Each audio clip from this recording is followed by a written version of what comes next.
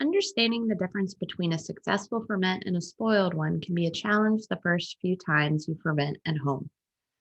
To help ensure safety and quality, we recommend using fruit and vegetable fermentation recipes available from the USDA Complete Guide to Home Canning, National Center for Home Food Preservation, or extension publications from land grant universities. Salt concentration is very important in fermentation. Therefore, salt amount should be measured carefully and a tested recipe should be followed. Salt concentrations in vegetable and fruit fermentations can vary from 1 to 15% and are specific for the vegetable or fruit being fermented. In general, lower salt percentages will favor the growth of more types of fermenting microbes. But lower salt concentrations can allow for mold and other contaminants to grow, resulting in a softer texture or an off-flavored final product. Salt concentration is also important in fermentation because it helps with water and nutrient release from plant tissues. Salt also can inactivate enzymes that can lead to the development of off flavors or soft textures. For example, salt is very important for inhibiting the activity of the enzyme pectinase. This enzyme degrades pectin, which is one of the structural components of plant cell walls. By inhibiting the activity of pectinase, salt helps inhibit softening of fruit and vegetable ferments. Beyond that, salt is also important for flavor development. It is important to take care in preparing raw ingredients and follow recipe instructions. Some ingredient components can negatively impact fermentation. For example, including the core of a cabbage can lead to the production of a sauerkraut that has a slimy texture. This is because the inner core of the cabbage has higher concentrations of sucrose compared to the cabbage leaves. The high level of sucrose can promote the growth of a type of lactic acid bacteria that produces dextrins as they grow, and these dextrins can make the sauerkraut slimy. Another example is softening of pickles due to enzymes found in the blossom end of a cucumber. The take home is that many of the directions found in fermentation resources are critical to the success of the fermentation, so follow them.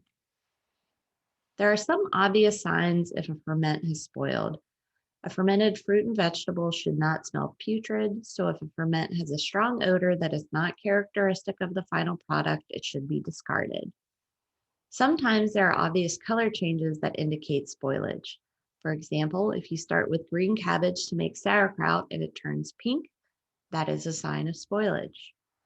Generally, anytime you see a dark colored growth in a ferment, that is a bad sign. If you see dark colored molds at the brine and air interface, it is time to discard the ferment. Also, if you notice extensive mold growth throughout the contents of the fermentation vessel, it should be discarded. Some types of spoilage microbes can consume acid as they grow, and this leads to potentially unsafe conditions where foodborne pathogens may be able to proliferate. There are some types of visible microbial growth that you may see on a fruit or vegetable ferment that are common. For example, in sauerkraut, it is common for a white or gray film to form on the surface of the sauerkraut at the brine and air interface. This is typically yeast that grow in lower acid conditions but need air in order to increase in numbers. You can safely remove this white film and continue to ferment. However, you want to monitor this closely and remove the film every few days so it does not build up to high levels. Yeast is also important for the fermentation of olives. You may see yeast bubbling on the surface of a brine used to ferment olives. It will be white in color. As with the sauerkraut, it is important to monitor the surface of the brine for yeast and remove it periodically. Anytime you are using a tool to remove surface yeast, make sure your utensil is sanitized to minimize risks of contaminating your ferment with other unwanted microbes.